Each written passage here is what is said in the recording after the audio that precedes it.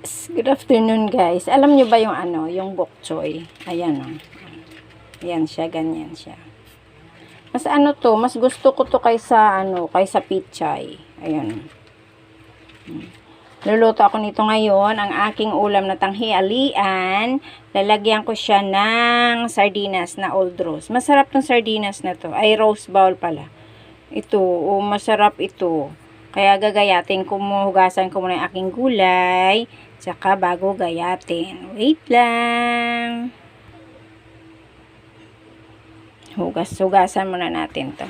Ito, ano siya. Puputulin ko muna siya dito. Yung ano, yung kanyang tawag niyan. Ito, kasi mga may nakasiksik na ano to eh. Na parang buhangin. Kaya isa-isahin natin ng hugas.